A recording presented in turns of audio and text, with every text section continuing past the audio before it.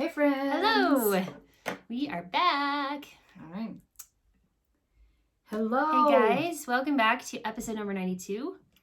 We're happy to be back together again. Millie, Megan. Millie's my daughter. Megan got a week off. Yes, we went to Miami for our Christmas trip and it was amazing. So fun. We went to see alligators, even though George is bound and determined that they were crocodiles. Oh. But I know the difference now. Mm-hmm. They teach you there. And we kayaked with manatees. Oh, that's so fun.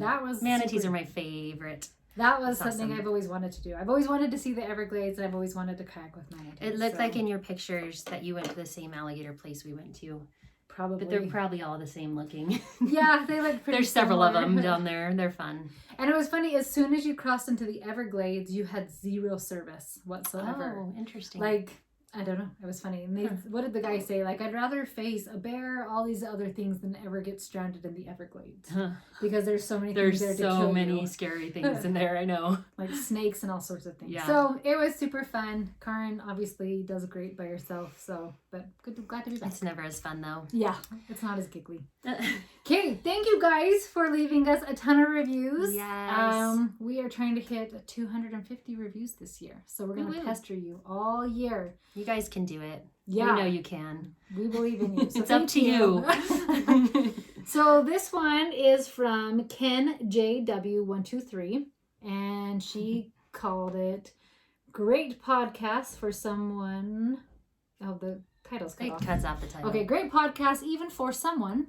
And I don't know what it... She says, I love this podcast. I have been homeschooling for 15 years and I always learn something from you two.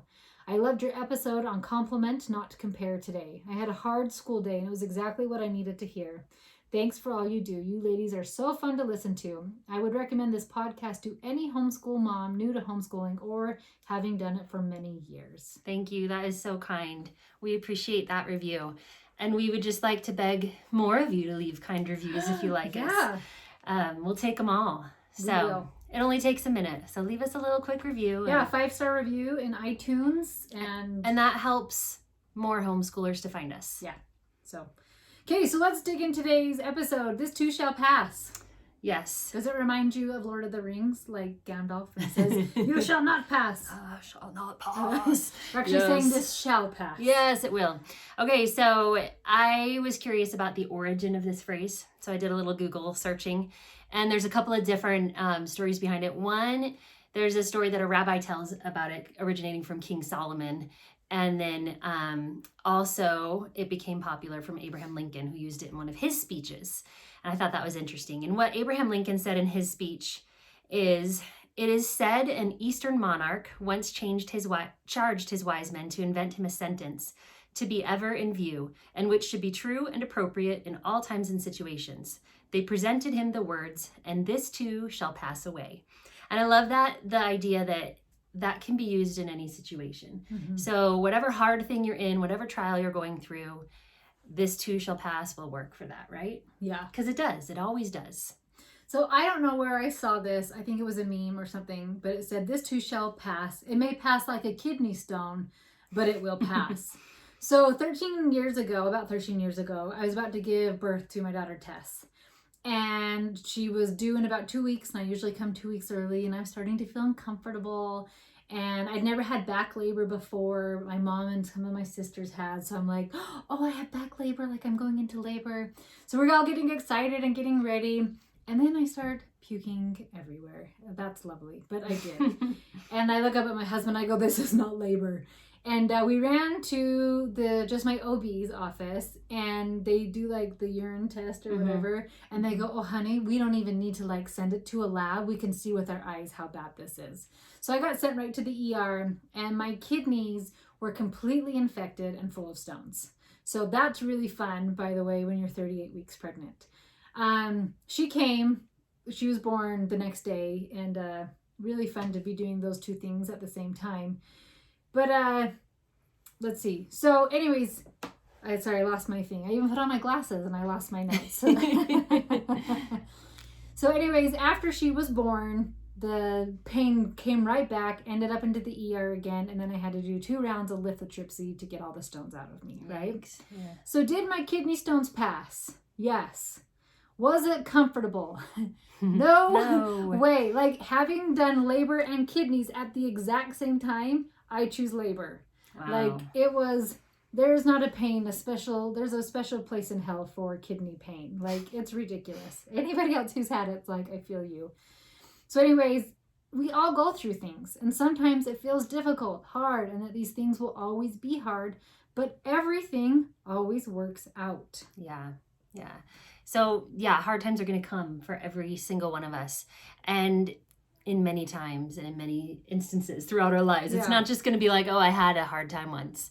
Yeah. One time, one day, school was rough. No. So it's going to be frequent. And so we need to have a good, coping mechanism and a way to get through that. And the thing that's interesting, I think, is that life can be joyful and stressful at the same time. Mm-hmm. It can be happy and sad all in the same day. You can have awful things and wonderful things going on at the same time. And that's just kind of the beauty of life, right? Yeah. So I love Gordon B. Hinckley said, carry on, things will work out. If you keep trying and praying and working, things will work out. They always do. If you want to die at an early age, dwell on the negative. Accentuate the positive and you will be around for a while. So he says 3 things you need to do to overcome trials and bad days. He says, sorry, I keep losing my thing. I guess my eyes are worse than I thought. Keep trying, keep praying, and keep working. And I like that he also says to accentuate the positive, because I really think, and he says that you'll be around for a while if you do. I really think that being happy gives you a better quality of life, and can therefore help you to live longer. But then that's like the $1 million question. Like, how do you accentuate the positive? Yeah. Right. And I think you had this in Thanksgiving, like a gratitude game. So you can do something like that. Like you could totally make it part of your homeschool, like a gratitude game. But like having a gratitude journal. Definitely. Of like every day at dinner, what were we grateful for today? Every morning we do that homeschool. Do you guys do it? Well, we do the best part of your day every night at dinner, and my kids love it. And that's, it just kind of brings out like, what was happy for you today? And sometimes it's something as little as like, oh, this dinner, You cooked. Like right now, we don't do very many things. We're not going a lot of places lately. And so it's like, oh, I don't know what was good. And it's good for us to remember and think of something good, even though it was pretty monotonous. Well, we did that for 2020. Like, what were the blessings for 2020? And we filled a whole poster board. I love that. Of all the different things. Yeah. Was it weird and different than what I thought it would be? Yeah. But like, it was also an amazing year. We did so much camping last year. It was a blast. Yeah.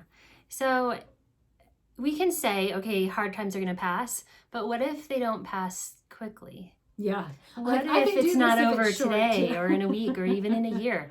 What if those hard things are decades long and you're praying for it for decades to be relieved and to get better and to go away or whatever, and it's not? Why? You give up. Why? No, I don't know. I don't have answers to that. But I do think that they're there to help strengthen us and help us grow in a lot of ways. And so these hard things that come at us, they're awful and we don't wish for them. But I feel like looking back on the trials I've had in my life have made me so much stronger and better as a person. And things that like almost broke me in the time, I can look back and they look small and insignificant now. And I love that. I love knowing that those things make me a better person. It's hard in the moment to recognize that and to realize that because you just want it over with. Yeah. But they're worth it, right? Well, it's interesting too, because I just wrapped up with some coaching sessions before Karin came over, right? And we were talking about the difference between facts and stories. So like, they're awful, right? Is our story we tell ourselves. And so trying to see like, while we're in a trial, like, how is this going to be amazing? Yeah. What am I going to learn from this? I like that. Of just that different perspective shift. Like, okay, how is this going to be awesome? How am I going to grow? What did somebody said their daughter, and they had all these great adjectives. She's stubborn. She's strong-willed, all these things. And I said, what a great learning opportunity for you, right? So like, those real. are the kids that teach us exactly what we need to know. Yeah. Another thing that I love about these hard things is that they give us compassion for others after we've been through them, or even while we're going through them. So understanding. Right. Now, it just helps you to really understand, whatever the next person is dealing with. And that's a good thing. I love that you can Yeah. help people through their trials because you've been through them. Yeah. So it's interesting because you have things that are out of your control, right? Like if you have a 2-year-old having a meltdown during school, like unless you kennel your child, you don't have like a lot of control over your 2-year-old's mood, right? And like we've had the power go out before during school. Yeah. We're like, all right, we're doing Laura Ingalls style, like get out the candles, you know, different things. But sometimes we are a problem. So the reason my kidneys were shutting down on me is because I thought this was the most brilliant idea ever, and I was wondering why more pregnant women didn't do it, but I quit drinking water around lunchtime. Oh. So you wouldn't have to go to the bathroom all the time? And I would sleep the whole night, that's never nice. having to get up to use the restroom. And I was like, this is brilliant. And not only was I not drinking water, I was eating Tums like a mad woman. So instead of changing my diet and eating things that didn't give me heartburn, I just kept downing Tums. Fun fact, if you'd have 5 kids in 6 years and you eat Tums consecutively and don't drink a lot of water, your kidneys will shut down. So although my stones did pass, if I continued with that cycle of not drinking water and keep eating Tums, then the problem would just keep happening. So sometimes it's really cool to see, like, am I the problem? Is there something I'm doing that's actually perpetuating this issue? Or is there something I could do that's going to help us, like, to get, like, change of diet, right? And all these different things. With school, like, is there a lot of yelling and screaming? Like, oh, is there something I could do different? Could I start it off with a song? Could I start it off with something else and not be the problem? I like that. Because it's really good to just stop and recognize what you're doing. And I've noticed days that are harder in our homeschool are typically the ones where I didn't start it in the usual manner, where it's just like, oh, I didn't do our opening time together. Like, you know, if we don't have like our gathering time early in the morning, it feels like the whole rest of the day just gets ruined. And so, because the kids are like, well, we never really started. Yeah. You know? Yeah, we did. Like, well, you can start your stuff. Just go do it if I'm busy or whatever and lazy. So yeah, I like that. Like often I am the problem or the root of the issues in our homeschool. Yeah, so as you continue to work on having gratitude, praying, trying, I love trying. Like anybody can try. And President Nelson talked about that, like the Lord loves effort. Yeah. So just keep trying. Like, okay, I didn't get to school today, but I can do it tomorrow. I can try better tomorrow, right? And working, not like sitting back and like, just come to me, children. I want school to just run smoothly and I don't want to put forth any work, right? Perfect day.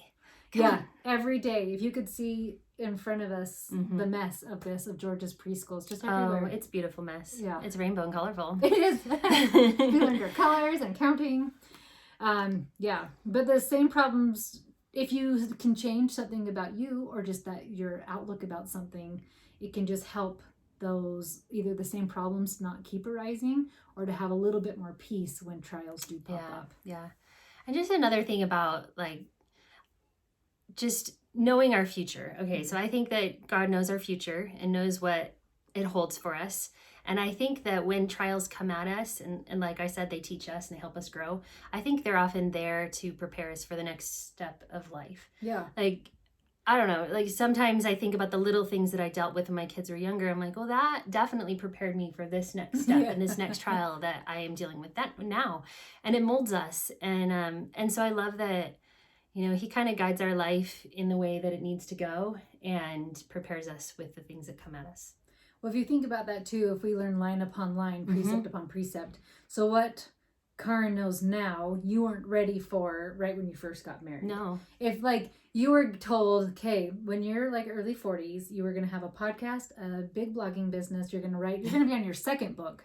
Like you're going to be doing all these things. I would have just laughed because that wasn't even my like trajectory kids. In life at that point, you know, like that wasn't even on my radar. Homeschooling wasn't even on my radar. Right. No. But like one thing at a time, like, okay, you can homeschool Karen, like, ooh, okay. Yeah. I guess. And look what it's led me to through the years. And it's beautiful how that, it builds upon it. And yeah. Yeah. So just the remembering of like, this will pass. Everything passes. And what is the journey going to be like? Is it going to be this horrid, awful journey? Or is it like, okay, this is a journey. This is like, am I going to be, I know those of you on our YouTube can see the window light always gets in my eyes. But yeah, like, what is the journey going to be like? Is it always going to be hard, or is that journey going to just be a journey? Like, I'm willing to do this hard thing to get to the end of the mountain, to reach the goal, to do those things. Right. I love the scripture, John 16:33. These things I have, no, not that one. Sorry. I have a couple written here. Actually, I want to read first Romans 5:3-4. And not only so, but we glory in tribulations also, knowing that tribulation worketh patience, and patience experience, and experience hope. And I just love the progression there. And it's kind of like what we've been talking about, where, you know, we learn line upon line. And do we glory in our tribulations? Yeah. Do you? I work on it. It's a hard thing to do, it's right? It's not easy, but I remember Brooke Snow had her episode, like, what's awesome about this? Yeah, I remember that one. And I had something like an ankle hurting or something. I thought, what's awesome about this? And it was like, okay, this is going to be good for me. So not always do I do it. No, but it's a really great thing to think through of, like, okay, here's this big thing that I'm going through. How can I glory in this? And how is this going to work for my betterment? Yeah. To make me better? Yeah. Is that a word? To be gooder, Karen? To be gooder, yes. Anyway, but it gives me patience. Each one of those teaches me a new little aspect of patience that I'll never learn patience perfectly, because I'm always needing to learn that. But there's a little more of it, right? And then more experience, and then more hope. Yeah. And hope for more betterment. To be gooder. Yes. Okay, so we want just to, like, a little bit of a hoorah for you guys to just remember, like, this too will pass. And it may be like a kid growing out of a phase. You're not always going to have a baby in a diaper or a newborn as you're doing homeschool. Like, they will get bigger. They're not always going to fight you every single day to do every subject, right? It always does pass. You become better and you grow and you figure out different ways to solve this. So we just kind of want to cheer you guys on as you are in the middle of the semester, or maybe you're just starting and just, like, got a late start. Anywhere where you are, we just want to root you guys on. Yep, you guys have got this. Yes. And this too shall pass. Yeah. So we want to remind you guys right now, stop what you're doing and go give us a 5-star review on iTunes, and you could be the reviewer of the week. Yay. See you guys. Bye-bye.